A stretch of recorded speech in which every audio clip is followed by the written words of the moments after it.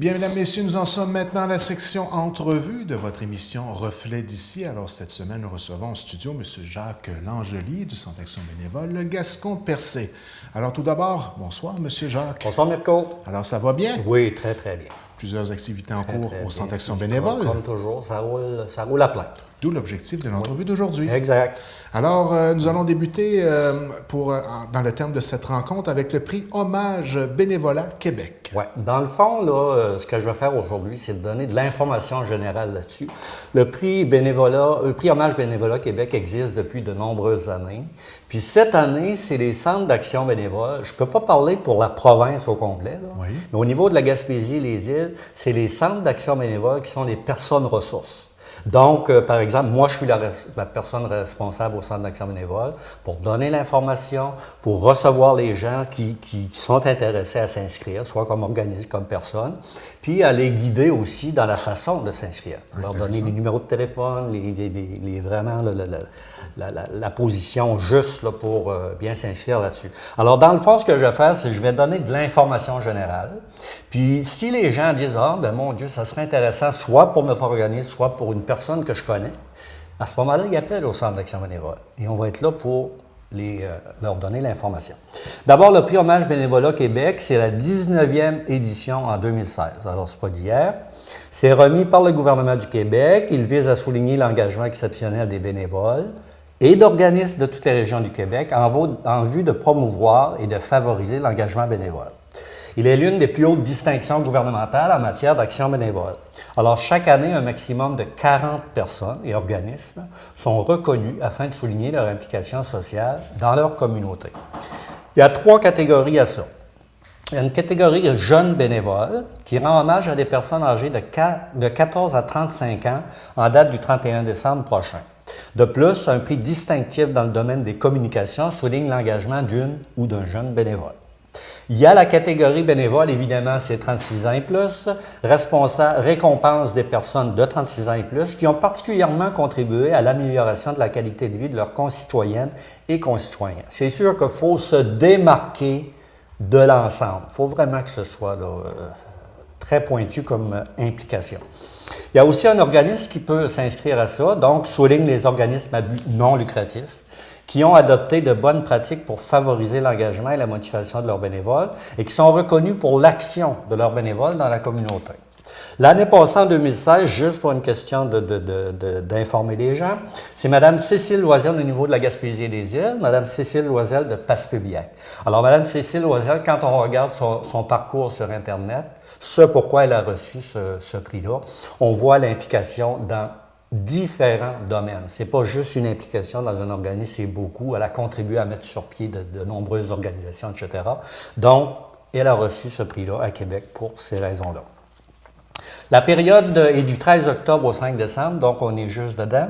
Ça veut dire qu'au 5 décembre, c'est le maximum, la date maximale où on peut demander de l'information, s'inscrire là-dessus. En terminant, la remise des prix se tiendra le 12 avril 2016 à l'Assemblée nationale du Québec. Chaque lauréate et chaque lauréat peut, s'il le désire, être accompagné d'une personne de son choix. Puis les lauréats, évidemment, qui sont âgés de moins de 18 ans, bien, ça nécessite un adulte qui les accompagne. Alors, pour toute information, il appelle au Centre d'action bénévole.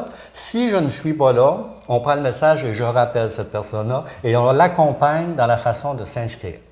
C'est une belle façon de souligner la part du bénévolat dans notre communauté. Oui, non? oui, absolument. Il y a des l'occasion gens par vraiment qui se excellence. démarquent. Si on va voir le parcours, je parle de Mme Loisel, là, si on va voir le parcours de cette personne-là, là, ben non, t'en reviens pas. Alors, c'est magnifique qu'il y ait une organisation là, dans Oui. ce sens-là, et puis ils apportent tellement beaucoup à la qualité de vie de notre communauté, à ces gens-là. Là. Oui. C'est une petite armée de bénévoles qui fait en sorte oui. qu'il y a bien des organisations qui, sans eux, ne pourraient pas fonctionner. Puis, Mme Loisel, elle faisait aussi remarquer, bon, je suis la personne qui a reçu le prix, mais toute ma vie, il y a eu une équipe autour de moi. Mais ça prend des leaders quand même. Ça prend des gens pour guider ces gens-là, puis les impliquer, puis les motiver. Alors, Mme Loisel a été une inspiration dans ce sens-là. Alors, pour en savoir plus, le Centre Action bénévole. Oui, exactement. Maintenant, nous allons discuter de l'activité de financement centrale. Oui, comme Alors, chaque année. Au but de l'activité, peut-être le rappeler pour les gens qui ne le savent Oui, pas. comme chaque année, c'est sûr que les gens sont habitués maintenant, on ne vend plus de pizza, on vend des pots de confiture.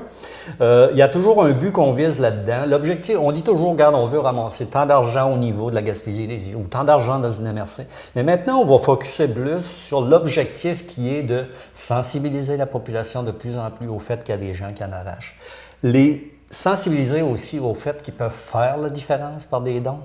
Puis aussi leur faire connaître l'organisme Centraide, qui est un bailleur de fonds, Mirko, que je qualifie d'essentiel. Puis, oublions pas une chose, Centraide, il y en a qui disent « Oui, mais ça, c'est un organisme qui vous donne l'argent. » Mais Centraide, où il prend l'argent? Il prend l'argent de monsieur, madame, tout le monde, qui fait un don soit sur sa paye chaque semaine ou aux 2 semaines, ou qui achète un pot de confiture, ou qui achète d'autres choses, ou qui participe de toute autre façon. Mais Centraide, c'est un bailleur de fonds essentiel. C'est pour ça que l'objectif, c'est un peu de faire connaître tout ce monde-là, puis du fait qu'on peut apporter de l'aide à ces gens-là aussi. L'argent est distribué de quelle façon? L'argent, d'abord, nous autres, on va ramasser un montant d'argent. On a 720 pots de confiture à vendre. Donc, on va les ramasser 5 200 $, moins le prix assez abordable des confiseries de l'abbé, la New Richmond, qui nous fait un très, très bon prix. Alors ça fait un montant d'argent X qu'on remet, que chaque MRC remet à Centraide, et on va aller chercher souvent un financement qui est supplémentaire.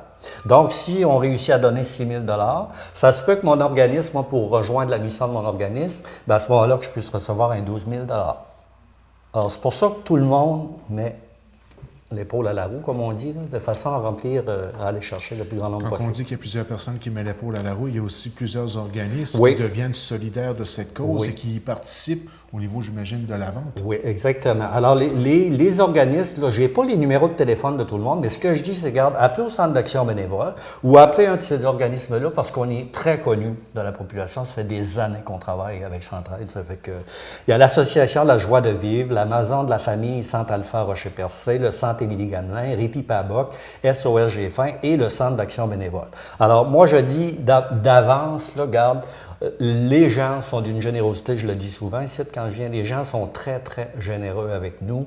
Nous, le Centre d'action bénévole, ça fait 30 ans qu'on existe et on ne pourra jamais dire qu'une année, ça a été plus ou moins. Les gens font énormément pour nous et l'ensemble des organismes. Alors, encore une fois, une cause importante. Alors, comme à l'habitude, on continue simplement avec la vague des années dernières. Exact. On peut pas, moi, je ne demande pas de faire mieux que l'année passée. Je demande de faire aussi bien parce que ça a été une réussite. Bon, oui. Fait que si c'est ça, chapeau, puis moi, je ne suis pas inquiet, ça va être ça.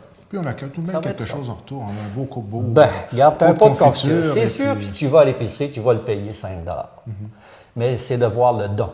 J'ai un pot de confiture et en plus, j'aide quelqu'un, des fois c'est à côté de chez nous, puis on ne sait pas. Alors j'aide des gens à mieux vivre. Un beau geste de solidarité. Les fameux paniers de Noël, hein, quand on arrive au mois de novembre, ben, naturellement, on commence à en discuter. Oui, on est dedans. Alors, naturellement, en ce qui concerne le fonctionnement, on va faire un bref rappel de comment on doit s'y prendre pour faire en sorte que cette activité-là, encore une fois, soit un succès cette année. Normalement, encore là, ça devrait être un succès parce qu'on a tellement de partenaires qui sont fidèles là-dedans que veut pas, ça donne une bonne visibilité puis ça réussit chaque fois. Cette année, on a, au niveau du formulaire, d'abord, je dois dire que le formulaire est disponible. C'est à la site Gascon et Percé, Clinique médicale de Grande-Rivière, Dépanneur Mylène de Pabot Mills et au Centre d'action bénévole. Ça, c'est pour éviter que les gens se promènent trop. Puis à ce moment-là, ils vont là, puis ils ont le formulaire. On n'a pas eu de problème avec ça. Ça fait 4-5 ans qu'on fonctionne comme ça. Les 2 changements cette année, c'est qu'il y a une date limite maintenant pour remplir ce formulaire-là. OK? C'est le même formulaire que l'année passée. On va chercher les revenus et les dépenses avec preuve à l'appui. Alors, ça veut dire que si tu le remplis chez vous, puis tu reviens chez nous avant le 11 décembre, tu dois me montrer des preuves de tous les chiffres que tu as mis là-dessus, que ce soit des revenus ou des dépenses. OK? Ça, il n'y a aucun problème. Les gens adhèrent très bien à ça. Donc, si tu viens chez nous, moi, je regarde ça, je te remets tes documents. Ça ne m'appartient pas. Si tu envoies ça par la poste, puis j'ai tous tes documents qui prouvent les revenus qui sont là, à ce moment-là, je dis oui, ça conforme, c'est parfait, OK, je détruis les documents. Et à ce Parce que j'ai moment-là, pas on besoin de s'assure ça. que le service va aux personnes qui en ont plus Ben, besoin. c'est par souci C'est un peu de la logique transparence. derrière ça, souci de transparence. Par souci de transparence. Donc, deux objectifs. Ouais. C'est l'argent des gens, hein. C'est qu'on ne peut pas se permettre d'y aller à peu près là-dedans. Mais c'est Ça, quand même bien de savoir que les gens adhèrent à cette façon oui, de alors, il y fonctionner. adhère. J'ai peut-être eu une personne, ben, regarde, on n'en parlera pas, là, une personne qui a dit, regarde, vous n'avez pas fouillé dans mes affaires. Je comprends très, très, très bien. Mais est-ce que vous comprenez que nous, on gère l'argent des gens et qu'on ne doit pas y aller à peu près là-dedans? Le deuxième changement, c'est que le comité, cette année, va se pencher sur deux façons d'aider les gens durant la période des fêtes. On va avoir le panier traditionnel et on va avoir aussi des bons d'achat. Alors, des bons d'achat, ça peut être, je ne sais pas moi, ça peut être 50 75 100 Cette année, c'est parce que l'ensemble des centres d'action bénévole adhèrent de plus en plus à cette formule-là. Donc, nous autres, pour ne pas trop se brusquer, on va y aller avec deux façons de procéder. Le panier traditionnel plus... Mais ça, c'est laissé à la discrétion du comité qui va analyser ça. On va essayer ça. OK? On est allé voir les marchands, on est allé voir, par exemple, IGA Grande-Rivière, IGA Chandler Super C. On commence avec ça, c'est un essai. Alors, la personne, par exemple, qui reçoit un bon d'achat, va recevoir une feuille spéciale sur laquelle ça va être marqué le nom, l'épicerie où elle doit aller. Et qu'est-ce qui va faire que le formulaire ne pourra pas être recopié? Parce qu'il faut faire attention à ça aussi. Malheureusement, ça se fait. Il va y avoir le sceau du centre d'action bénévole. Et tous les marchands sont avisés que s'il n'y a pas le centre d'action du sceau, le sceau du centre d'action bénévole, original, à ce moment-là, ça ne passe pas. Okay. Ça ne passe pas, ça c'est impossible. Ouais, mais c'est bien ça. Puis il y a aussi que, ce que je veux dire, c'est que les gens, quand ils vont aller, par exemple, moi j'ai un bon d'achat de 75 je vais chez IGA, je donne un exemple comme ça. À ce moment-là, c'est bien indiqué qu'il n'y a pas d'alcool, il n'y a pas de cigarette, puis il n'y a pas de l'Auto-Québec là-dessus. Okay. Ça veut dire que si la personne va, puis elle a le droit, bon, j'achète pour 75 de nourriture, et je dis à la personne, garde, j'ai une caisse de bière, rajoute-la donc là-dessus, je vais te la payer à part. Ouais. Nous autres, on n'accepte pas ça. Okay. Parce que chaque marchand va nous remettre le bon d'achat que la personne va présenter avec la facture. Ça donne tout de même une plus grande liberté à la personne de bénéficier de ce qui lui est offert en termes de produits. Exactement. Hein? Parce qu'il n'y a rien de mal à recevoir un panier, mais parfois, il y a peut-être des produits qui ne sont pas nécessairement ciblés selon nos goûts personnels. Si j'aime pas le beurre de pinot, c'est le temps des fêtes, on a le goût de se faire plaisir. Exactement. Est-ce que c'est un peu ça qui a amené l'argument d'essayer d'introduire cette formule-là cette année? Mais comme je te dis, là, on n'est pas trop sûr de notre affaire. On va y aller tranquillement. Oui, mais je pense que probablement que l'année prochaine, on va dire, regarde, ça a tellement bien été qu'on va y aller dans ce sens-là. Puis ça doit faire beaucoup moins de gestion de votre part. Monsieur, garde. C'est tout un défi. Ben, garde, le centre d'action bénévole est plein pendant un mois et demi. Là, ça n'a aucun bon sens là-dessus. Puis les personnes aussi qui vont recevoir le bon d'achat vont avoir une liste de produits suggérés. Ah, en plus? Bon, si vous êtes un petit peu... Il y a allez-y avec ça, mais ça va rester à vous autres, c'est sûr. Une belle formule, encore une fois, et comme à l'habitude, c'est une activité qui va toujours bien. Un grand merci à l'ensemble des partenaires qui font la réussite. Je ne les nommerai pas, j'ai peur d'en oublier, mais la liste est comme ça, puis ils sont là chaque année. Dans le temps des fêtes, dans MRC Rocher-Percé, on a toute une solidarité, puis les gens sont très, très, très ouverts d'esprit à ce sujet. Puis n'oublie pas, Mirko, qu'on fait Centraide, on est en train de faire la campagne de financement Centraide. On va passer à l'organisation des paniers de Noël au niveau du terrain, puis les gens donnent encore. Alors, c'est super, ça. Les gens de la MRC Rocher-Percé sont solidaires de l'ensemble de la population. Chapeau à ce monde-là. Maintenant, on va parler d'un sujet qui peut paraître un peu différent des trois qu'on vient de faire, chose certaine, mais ça vaut la peine tout de même. Ouais, hors saison est le bon mot. Il y a eu une activité en collaboration avec les jardins communautaires durant la période estivale. Oui. J'imagine que la récolte s'est faite dernièrement, dans les 3-4 dernières semaines. On a terminé ça peut-être vers le 20 septembre, à quelque part, même si c'était un petit peu parlez-nous de cette activité-là. Ça, c'est une activité, d'abord, c'était en réflexion depuis une couple d'années. C'est en partenariat avec l'organisme Produire la santé ensemble de Val d'Espoir. Eux autres, leur but, c'est de promouvoir ce qu'on peut appeler l'autonomie alimentaire. C'est sûr que si je me fais un jardin, mine de rien, je récolte beaucoup et ça m'empêche d'acheter du céleri, ça m'empêche d'acheter des patates, ça m'empêche d'acheter des betteraves, puis on sait que tout est cher aujourd'hui. Alors, quand ils sont venus nous voir, on a dit, oui, l'idée est bonne, mais il fallait des partenaires là-dedans pour s'assurer qu'il y ait un suivi tout l'été pour l'arrosage, le plantage, le semage, etc. Alors, à ce moment-là, ils nous ont beaucoup aidés. Nous autres, on est allés chercher du personnel du centre, des bénéficiaires de services aussi et des bénévoles pour dire, êtes-vous intéressés à ça? Parce que c'est une première expérience. Alors, à ce moment-là, tous les gens nous ont dit oui, règle générale. Il y a des gens qui, non, ils ont dit, pour telle raison, je ne peux pas y aller.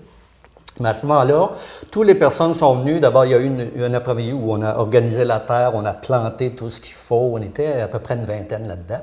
Et ce qui a fait que durant l'été, chacun et chacune avait une responsabilité arrosée, désherber, etc. Là, tu sais, tout ce qu'il faut pour avoir des bons légumes. Puis à ce moment-là, quand est arrivé le mois de septembre, la récolte a été, pour une première année, ça a été une réussite. On n'en revenait pas de la qualité et de la quantité de ce qui était là-dedans. Fait que là, on a dit que c'est qu'on pourrait faire pour garder le lien entre tous ces gens-là. Parce que ces gens-là, là, on capote là-dedans. Puis on a hâte l'année prochaine, ça c'est sûr. Fait que là, on a dit, on va faire une récolte, on va demander à des bénévoles s'ils veulent nous aider à faire un dîner communautaire. Fait qu'on a fait un dîner communautaire, genre bouillie de légumes, avec tout ce qu'il y avait dans le jardin. Alors, ça a fait qu'une vingtaine de personnes étaient rassemblées autour. Ça s'est fait au centre d'action bénévole et on a mangé des produits qu'on a arrachés le matin, qu'on a lavé et qu'on a fait bouillir les légumes. Alors ça, c'est très frais. Puis moi, ce que je veux dire aux gens, c'est que l'année prochaine, on va refaire l'expérience. Il est possible qu'on agrandisse notre terrain, qu'on fasse encore un petit peu plus gros, parce que ça a été une réussite à 100 %. Donc, c'est juste pour aviser les gens que... Puis, les gens aussi, les bénéficiaires de services, bien, à ce moment-là, presque toute l'automne, jusqu'à à peu près la semaine passée, avaient des légumes frais. Donc, j'ai pas besoin d'acheter de betteraves, j'ai pas besoin... Je les ai. Ça change la philosophie de consommation. Hein? Puis c'est pas juste, j'ai pas besoin d'acheter de betteraves, c'est le bonheur que les gens ont eu à faire ça, la fierté aussi. Quand on sort d'une expérience puis qu'on est fier de nous, bien, je pense qu'on mange pas juste notre patate, là. On est fier. Je suis tout de même surpris, une vingtaine de personnes qui ont collaboré, c'est un Oui, succès. Ben, Quand vous dites une grande récolte, il y avait curieux de un tout. peu, là, il y avait beaucoup de patates.